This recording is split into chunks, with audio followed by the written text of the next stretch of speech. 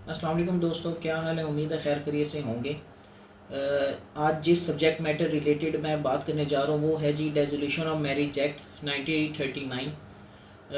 Establishment creation of this act 17 March 1939۔ مختصراً یہ کہ عورتوں کا خلا لینے کا حق، یعنی کہ وہ گراؤنڈز، وہ نکات جن کے تحت عورتیں خلا کا حق رکھتی ہیں یا عورتیں خلا لے سکتی ہیں۔ تو ون بائی ون تھوڑا سا آج ویڈیو تھوڑی سی میری تو ویسے کوشش ہوتی ہے کہ مختصراً میں آپ کو بتا دیا کروں پن پوائنٹ کر کے، بٹ یہ تھوڑی سی مائٹ بھی پاسبل تھوڑی سی لمبی ہو جائے۔ اچھا، ہم اکثر آپ لوگ اور بھی دیکھتے ہوں گے، وکلا حضرات کا سنتے ہوں گے، تو اکثر آپ کو ججمنٹس کے حوالے آتے ہوں گے کہ کبھی پی ایل جے کا حوالہ آ گیا، کبھی پی ایل ڈی کا حوالہ آ گیا، کبھی پاکستان لا سائٹس کا آ گیا۔ یہ these are all interpretations by the court of law, means کہ ہائی کورٹ کی انٹرپریٹیشنس ہیں، سپریم کورٹ کی انٹرپریٹیشنس ہیں، مختلف ججمنٹس ہیں، تو پرانی بھی ہوتی ہیں، نئی بھی ہوتی ہیں، بٹ یہ جتنی بھی ججمنٹس ہیں یہ ہر ججمنٹ کوڈیفائڈ لا کے اوپر ڈیپینڈ کر رہی ہوتی ہے۔ مطلب وہ خواتین جو خلا کا حق لینا چاہتی ہیں، جو خلا لینا چاہتی ہیں، جو مردوں سے تنگ ہیں، یعنی کوئی بھی کاز آف ایکشن ہے، کوئی بھی گراؤنڈ ہے، وہ ابھی ہم ون بائی ون کر کے تقریباً کوئی 10-12 گراؤنڈز بنتے ہیں، تو وہ ون بائی ون کر کے ہم ڈسکس کرتے ہیں under the law, Muslim family لا۔ تو وہ جتنی بھی ججمنٹس ہیں انہی گراؤنڈس کے اوپر ہوتی ہیں، انہی ایجنڈاز کی، انہی نکات کے اوپر ہوتی ہیں۔ تو لہٰذا آپ جب خلا لینے جا رہی ہیں تو آپ کو یہ پتہ ہونا چاہیے کہ آپ کے خلا سے ریلیٹڈ کون سا سیکشن ہٹ کرتا ہے اور ان کے گراؤنڈز کون کون سے ہیں، اور ان گراؤنڈز کا بھی آپ کو پتہ ہونا چاہیے۔ جب آپ کو پتہ ہوگا ڈیفینیٹلی آپ ایک اسٹرانگ پلینٹ دائر بھی کر سکیں گے، ایک اسٹرانگ دعویٰ دائر بھی کر سکیں گے، اور آٹومیٹکلی جب ایک آپ اچھا دعویٰ عدالت میں دائر کرتی ہیں ایک اسٹرانگ ایویڈنس کے ساتھ، ہر چیز میں جب ہر اس کے نکات ایجنڈاز وغیرہ پورا کر کے، تو اس کا آپ کو بینیفٹ بھی ہوتا ہے۔ تو اس کا ٹوٹل یہ جو ڈیزولیوشن آف میریج ایکٹ ہے 17 مارچ 1939، اس کے ہے ٹوٹل تو ہیں اس کے کوئی 5-6 سیکشنز تھے، بٹ اس میں سے جو چھٹا سیکشن تھا وہ ریپیل ہو گیا، منسوخ ہو گیا، تو ٹوٹل اب اس کے 5 سیکشنز ہیں۔ لیکن اس میں سے جو موسٹ امپورٹنٹ سیکشنز ہیں وہ ہے سیکشن 2 ہے، اور لاسٹ ہے سیکشن 4۔ تو جو سیکشنز 2 ہے وہ ہے گراؤنڈز فور ڈیورس۔ تو میں نے اس کا بیسیکلی نام رکھا ہوا ہے گراؤنڈز فور ڈیورس، مطلب کہ عورتیں وہ خلا لینے کے لیے عورتوں کے لیے کون کون سے جو گراؤنڈز ہیں وہ امپورٹنٹ ہیں۔ تو اس میں سے جو سب سے پہلا ہے کہ اگر تو مرد 1 سال سے غائب ہے، مطلب اس کا اتا پتہ ہی نہیں ہے، اس کی خبر ہی نہیں ہے، خبر گیری نہیں ہے، کسی کو بھی نہیں پتہ، نہ اس کے پیرنٹس کو پتہ ہے، نہ فیملی کو پتہ ہے، نہ ہی اس کی بیگم کو پتہ ہے، نہ ہی اس کے رشتہ داروں کو پتہ ہے، مطلب اس کی کوئی خبر ہی نہیں ہے۔ تو پہلے تو اس کی جو مدت تھی وہ تھی 4 سال، بٹ پھر بعد میں اس میں امینڈمنٹ کر دی گئی، پھر اس کی مدت 1 سال ہوگی۔ تو اس میں ون بائی ون کر کے آپ کو ڈیٹیل بتا رہا ہوں، تو اس وجہ سے تھوڑی سی مختصر نہیں ہوگی، تھوڑی سی لمبی ہو جائے گی ویڈیو۔ اور دوسرا اس میں گراؤنڈز ہے کہ اگر کوئی ہسبینڈ مینٹیننس کو نگلیکٹ کرتا ہے، یعنی کہ اگر اس کے پاس پیسہ ہے، اس کے یعنی کہ فائنانس ٹھیک ہے، فائنینشیل حالات اس کے ٹھیک ہیں، لیکن وہ عورت کو صحیح طرح سے مینٹین نہیں کر سکتا، اس کے حقوق فرائض وغیرہ پورے نہیں کر سکتا، مطلب اپنی ڈیوٹیز کو پرفارم نہیں کرتا، یا وہ کسی بھی قسم میں اس کی مینٹیننس کے لیے فیل ہو جاتا ہے، تو عورت کا جو خلا کا جو رائٹ ہے وہ ایکٹیو ہو جاتا ہے۔ اور اس میں تھرڈ ون ہے کہ اگر کوئی خامند کو میکسیمم 7 سال اور منیمم 3 سال، میں نے مینس کہ ان بٹوین، منیمم میں پھر سے ریپیٹ کر رہا ہوں، منیمم 3 سال اور میکسیمم 7 سال اگر کوئی سنٹینس ہوئی ہو کسی کرمنل کیس میں یا کسی بھی کیس میں، تو اس میں بھی عورت کا رائٹ خلا کا ایکٹیو ہو جاتا ہے۔ اب یہ 3 ہوگی نیکسٹ ون پہ ہے فورتھ ون یہ ہے کہ اگر جو ہسبینڈ ہے وہ جو میریٹل سٹیٹس ہے، وہ مطلب کہ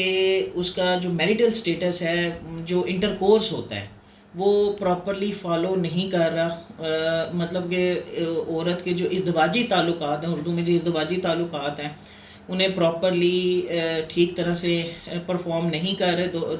مطلب کہ مرد کی طرف سے، تو جب سے شادی ہوئی ہے اور شادی سے لے کے 3 سال تک، یعنی کہ 3 سال ہو گئے ہیں،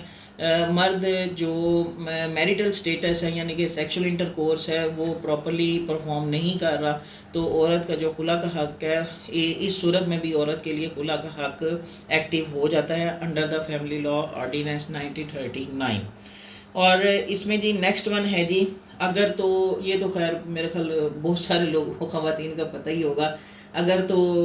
جو خامند ہے وہ نامرد ہے،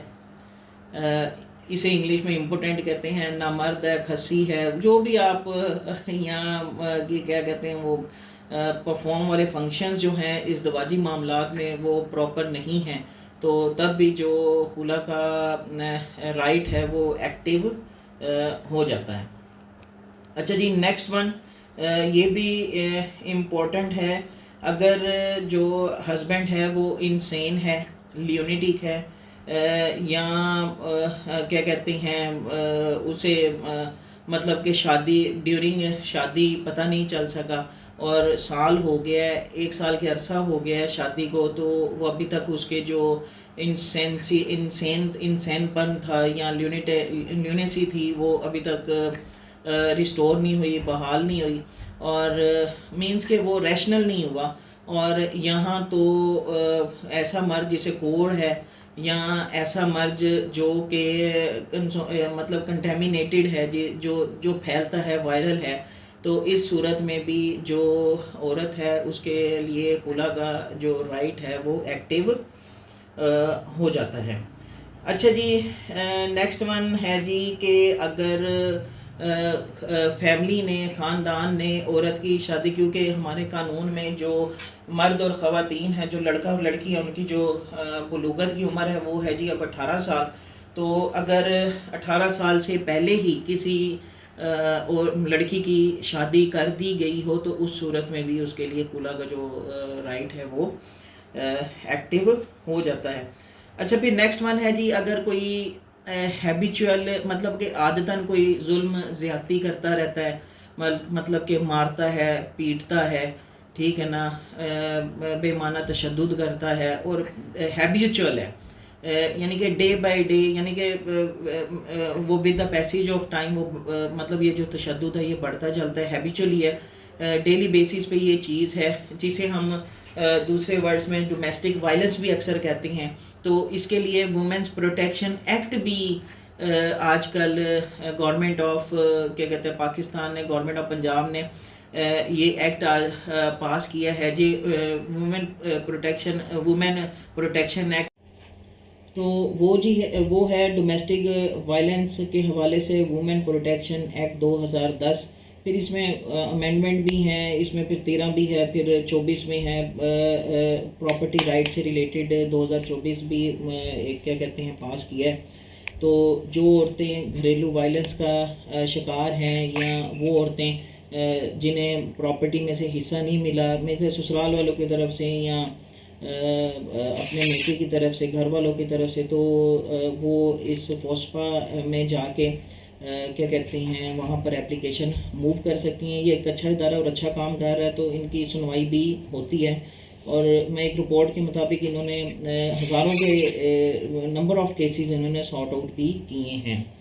اچھا جی نیکسٹ ون ہے، یہ تو تھوڑا سا میں نے کہا چلیں اس سے ڈومیسٹک وائلنس سے ریلیٹڈ ہے، میں نے بتا دی ہے، تھوڑا سا بات ادھر ادھر ہوگی، نیکسٹ چلتے ہیں جی۔ وہ مرد جو ال ریپیوٹیڈ ہے، مطلب بدنام زمانہ شخص ہے،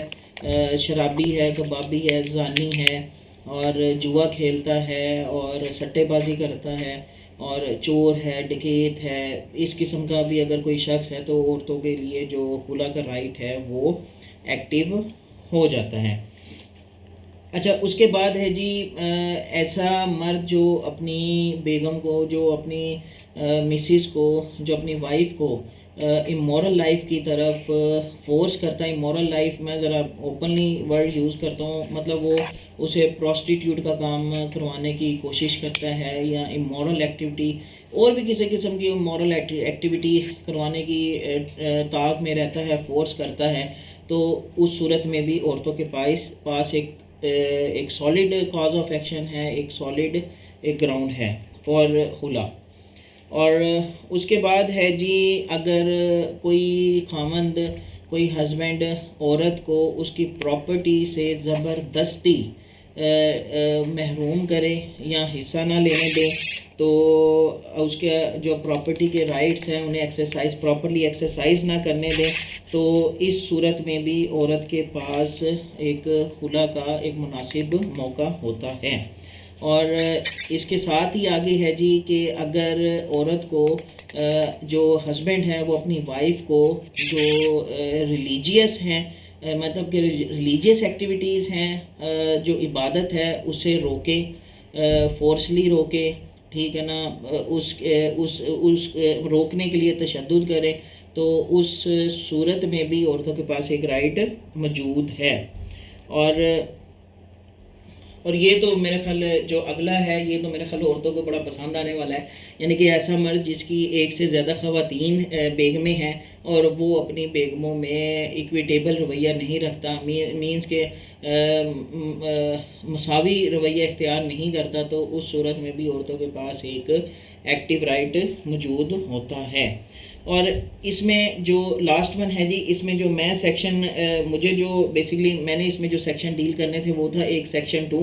یہ میں نے ابھی آپ کو سارے گراؤنڈز وغیرہ اس کے بتائے ہیں، اور اب ہے جی سیکشن اس کا ہے 5۔ اچھا، یہ میں آپ کو بتاتا چلوں، جو بھی عورت، جو بھی لڑکی، خواتین، جو بھی یعنی کہ خواتین ہیں وہ خلا کے لیے مطلب وہ خلا دائر کرتی ہیں عدالت میں، تو